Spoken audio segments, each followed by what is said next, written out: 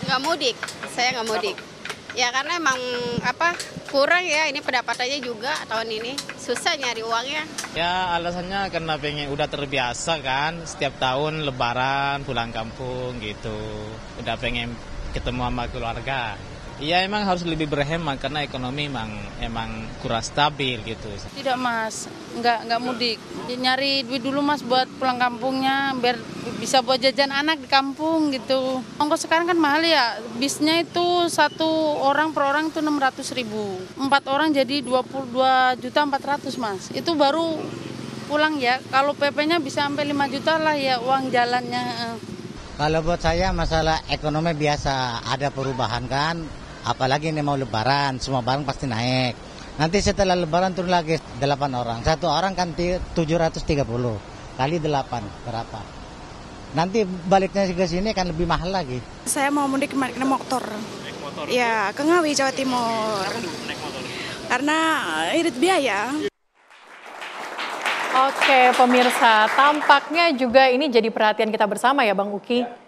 Pasalnya Presiden Prabowo Subianto juga mengeluarkan beragam stimulus-stimulus untuk mengantisipasi lah terjadinya penurunan yang begitu signifikan begitu. Apa saja kemudian stimulus yang dikeluarkan, Bang Uki?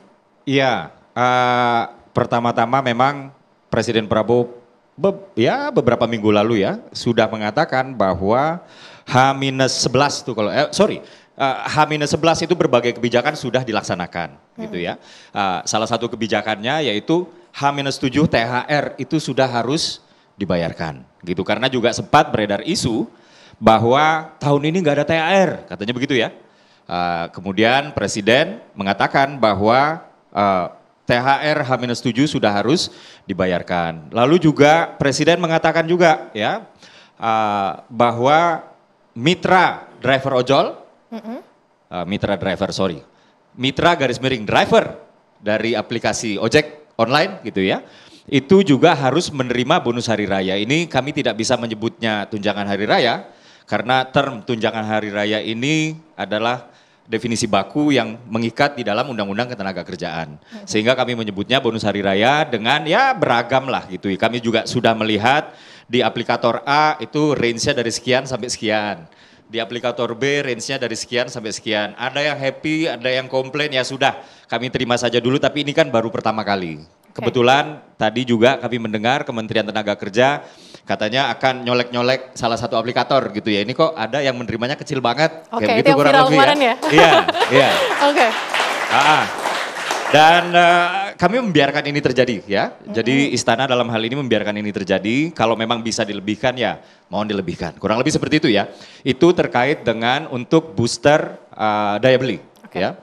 Lalu kemudian pemerintah juga menelurkan beberapa kebijakan seperti diskon tarif tol. Jadi diskon tarif tol ini dilaksanakan, mohon maaf, besarannya dulu lah ya biar masyarakat tahu. Itu besarannya sekitar 20%. Jadi 1/5 dari tarif tol yang total ya itu dipotong.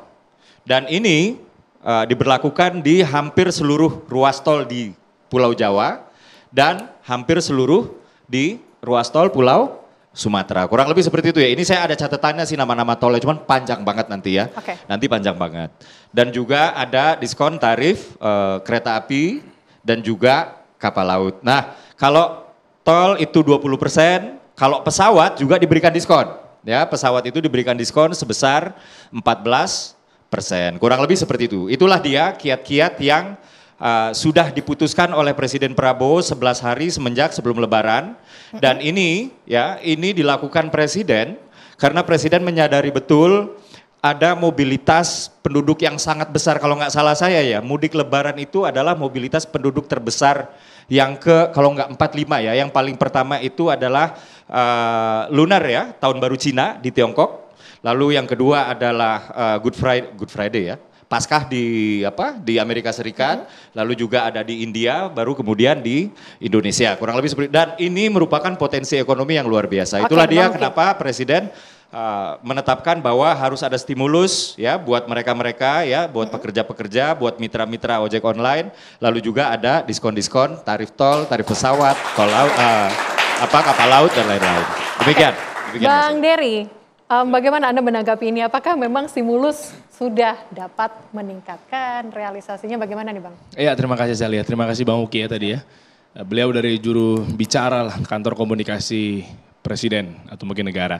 Mungkin gini, tadi yang udah dikatakan oleh Pak Roy juga, pas banget nih mumpung kan memang platform saya kan kasih solusi gitu kan media ini untuk membantu para UMKM. Ini udah terjadi, jadi bukan lagi kita mungkin menyerang-nyerang pemerintah segala macamnya, saatnya kita kolaborasi. Pas sekali nih ada pemerintah di hadapan saya. Mungkin izin Bang Uki, saya mewakili dari UMKM bisa kasih solusi mungkin buat pemerintah juga. Ada beberapa tahapan. Yang pertama mungkin sering-sering lah pemerintah juga bermain sama kami. Ya, nggak cuma sekedar glorifikasi pertemuan, tapi apa nih hal teknis yang memang harus kita bangun bersama. Yang pertama misal contoh, apakah sudah melakukan pemberian insentif BLT buat para UMKM? Apalah bantuan-bantuannya? Karena memang kan negara pasti punya likuiditas yang memang dibagikan kepada masyarakat atau UMKM, khusus spesifik. Dan yang kedua, ajaklah para ASN, aparatur negara, belanja produk lokal, UMKM di daerah dengan cara e-katalog kek. Nah itu mungkin bisa. Dan yang ketiga, mungkin gandengan sama BUMD atau mungkin yang di daerah-daerah gitu ya, gandengan e-commerce lokal. Kita kasihlah dia mungkin ada gratis ongkir, subsidi, bantuan langsung tunainya, bentuk-bentuk subsidi, mereka udah happy kok. Karena mereka sudah mempersiapkan loh, Bang Uki dan juga teman-teman atau mungkin yang ada di pemerintahan. Mereka udah ngencengin semuanya tuh, udah mantepin semua strategi. Karena memang wah rame nih ntar nih dari kota nih mau pulang nih. Mereka hire lah freelancer, mereka hire lah pekerja lepas gitu kan. Lah aku sepi ya. Nah, Zong gitu ya? Zong, itu kan bahaya. Gak apa-apa deh mereka udah kadung, tapi kan minimal margin mereka agak lebar, cost biaya produksi mereka agak lebih turun karena tercover sama pemerintah. Nah mungkin lagi yang berikutnya misalnya, cobalah mungkin kerjasama nggak melulu sama Kementerian UMKM atau mungkin Kementerian Ekonomi Kreatif, tapi misalnya Kementerian Dalam Negeri. Buatlah program, minimal kecil-kecil dulu. Setiap RT RW kita majukan yang ada di daerah-daerah, bikin satu bazar-bazar kecil. Nah, ya kan hidup jadi ekonomi lokal setempat UMKM-nya dan lain sebagainya. Panjang lagi. Atau mungkin yang lainnya, kasihlah diskon pajak, relaksasi pajak daerah misalnya. Ya kan? RPD, relaksasi pajak daerah. Atau mungkin diskon air, diskon listrik. Mereka minimal ada margin. Ketika pembelinya sedikit, biaya produksi udah keluar banyak, mereka gimana? Oke. Nah, Setidaknya dibantu di produksinya itu ya? Oh iya produksi. Oke. Nah belum lagi berbicara mengenai, nah kalau yang sekarang kita coba berkaca diri. Nah ini mungkin Bang Uki di sini agak senyum nih. UMKM-nya juga harus adaptif. Misalnya contoh, bikinlah satu kemasan-kemasan, misalnya simpelnya begini. Kendala yang ada di UMKM di daerah itu gara-gara lemahnya daya beli. Karena apa? Karena orang yang di kota nggak mau balik ke desa. Simpelnya mereka saving. Tadi kan saya katakan di awal tuh, ada 6 step yang harus mereka keluarkan uangnya untuk mudik.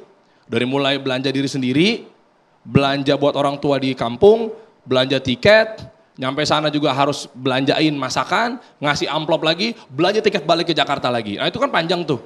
Nggak apa-apa mereka mungkin mikir apa segala macam karena nahan, tadi Pak Roy bilang juga kan, karena nahan takut nih tabungan gue kegerus. Ya sudah.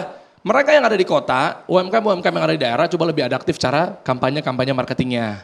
Misalnya contoh, menyasar kepada target perilaku yang ada mereka yang ada di kota dengan gagal mudik. Bikinlah keripik pengganti pelukan ibu. Namanya diinovasikan. Oke. Tajam jadinya, ya kan? Keren kan iya. Atau nggak bikin lagi kue kering penawar rindu. Paket hati gagal pulang. Wah, lebih kreatif gitu sehingga begitu masuk ke dalam SEO keyword yang ada di Google misalnya segala macam ya mereka langsung tajam. Mereka tuh pengen loh Bang Mungkin, mereka tuh pengen sekali pengen pulang kampung tuh mereka pengen. Tapi masalahnya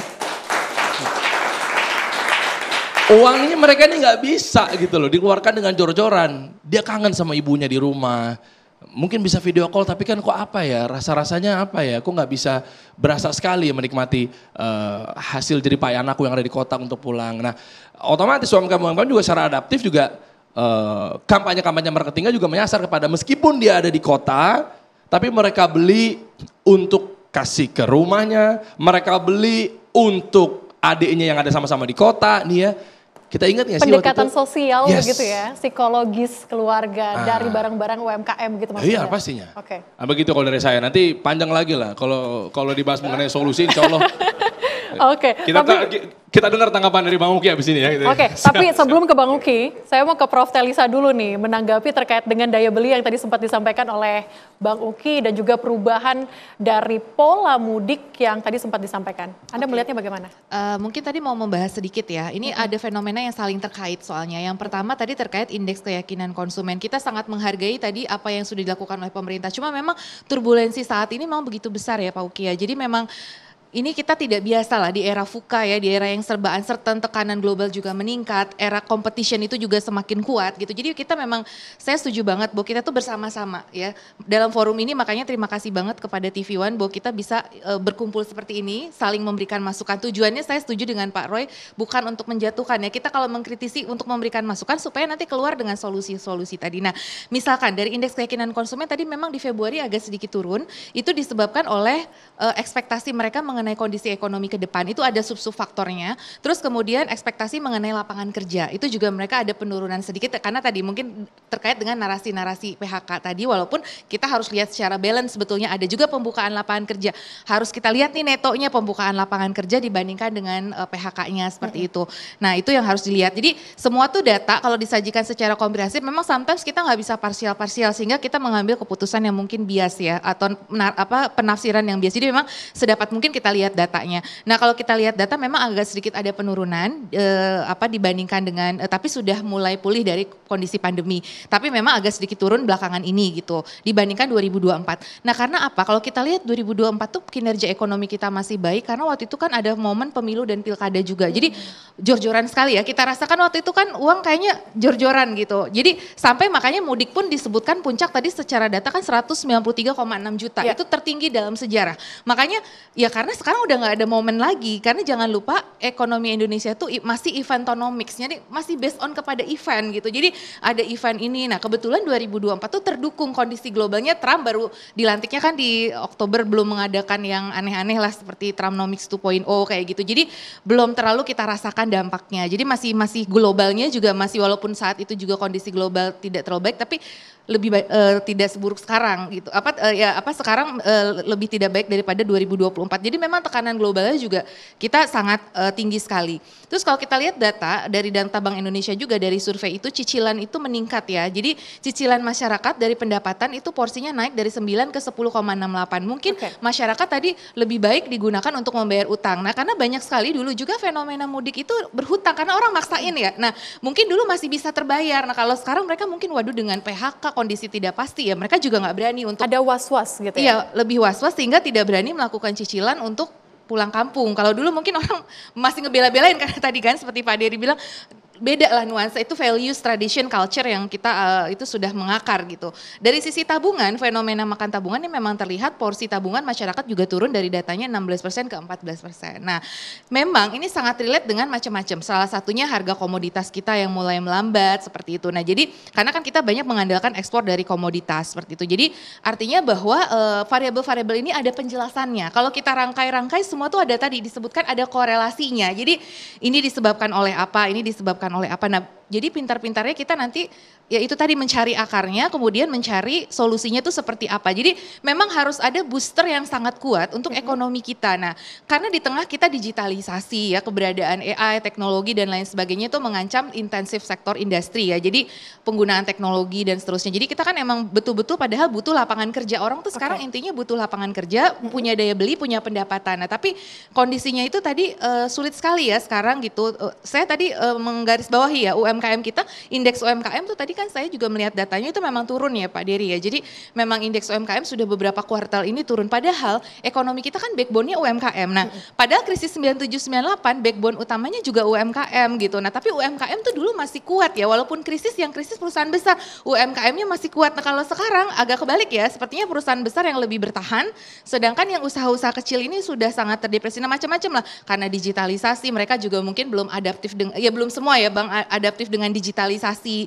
Karena UMKM itu sekarang kan mau ngapa-ngapain ya kalah juga dengan perusahaan-perusahaan besar yang lebih efisien kayak gitu kan. Jadi apa sih marketnya tadi, makanya setuju banget dari government spending gitu ya, makanya efisiensi anggaran ya walaupun suka atau tidak suka pasti punya impact juga ke UMKM. Nah bagaimana program-program yang ada yang jadi unggulan pemerintah entah 3 juta rumah, MBG dan lain sebagainya emang langsung dirasakan oleh UMKM itu. Nah itu yang ini ya, karena misalkan kayak kemarin masih ada kendala-kendala vendor UMKM untuk MBG ini belum terlalu smooth juga seperti itu. Jadi hal-hal seperti itu padahal kan programnya di pemerintah udah bagus, cuman tadi again kembali lagi di diskonektivitas antara makro mikronya. Berarti program pemerintah ini sudah baik, tapi perlu nantinya kita berikan masukan-masukan begitu ya. Tapi usai jeda, tetaplah bersama kami pemirsa.